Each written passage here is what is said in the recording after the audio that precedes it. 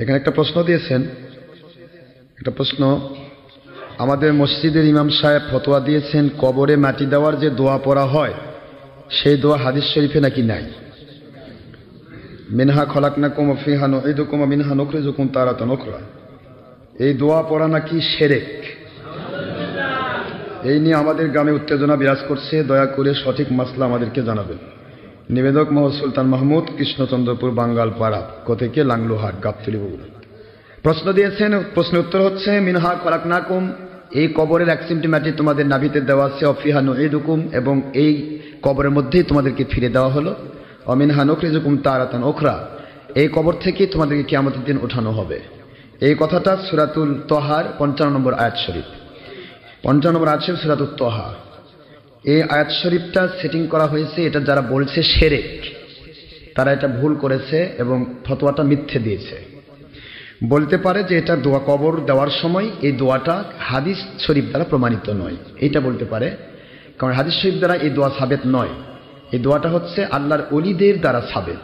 সুবহানাল্লাহ। দোয়াটা সেটিং করা হয়েছে কবরবাসী যেন উপকার পায়। কোরআনের একটি আয়াত পাঠ করলে উপকার হয় না ক্ষতি হয়? উপকার হয়। এই উপকারের জন্য আল্লাহর ওলিরা এটা সেটিং করেছেন যে কবরের সাথে এটা যেহেতু সম্পৃক্ত, এই জন্য এই দোয়াটা সেটিং করা হয়েছে। তবে এই দোয়া হাদিস শরীফ দ্বারা সেটিং না হলেও কোরআন শরীফে আয়াত ভিত্তিকের সেটিং, কেননা আল্লাহ বলেছেন আতিউল্লাহ ওয়া আতিউর রাসূল ওয়া উলিল আমরি মিনকুম, সূরাতুন নিসা 59 নম্বর আয়াত। আল্লাহ বলেন আমাকে মানার জন্য আমার নবীকে মেনে নাও, আর আমি আর আমার নবীকে মানার দাবি যারা সত্য প্রমাণ করতে চাও তারা হক্কানি উলিল আমর, ওলিয়া আউলিয়াদেরকে মেনে নাও।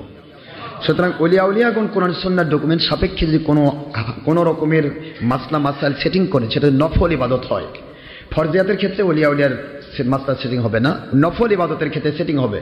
কোনো সেটিং যদি ওলিয়া আউলিয়াগণ করেন এবং সেটা নফল ইবাদতের সেটিং হয়, এটা মেনে নাও কোরআন সুন্নাহ মেনে নেওয়ারই শামিল। যেটা বলুন সুবহানাল্লাহ। সুতরাং মিনহা খলাকনাকুম ওয়া ফিহা নুঈদুকুম ওয়া মিনহা নুখরিজুকুম তারাতান উখরা, এই আয়াত শরীফ কবর দেওয়ার সময় পড়া এটা শিরক তো নয়, এটা শিরকও নয়, বেদাতও নয়, বরং কোরআন হাদিস শরীফ মানারই নামান্তর। ওলিয়া আউলিয়াদেরকে মানা যেহেতু আল্লাহর হুকুম, সেই জন্য এটা মেনে নিলে কোনো রকমের গুনাহ হবে না, বরং সওয়াব হবে। যারা ফতোয়া দিয়েছেন তারা ভুল ফতোয়া দিয়েছেন।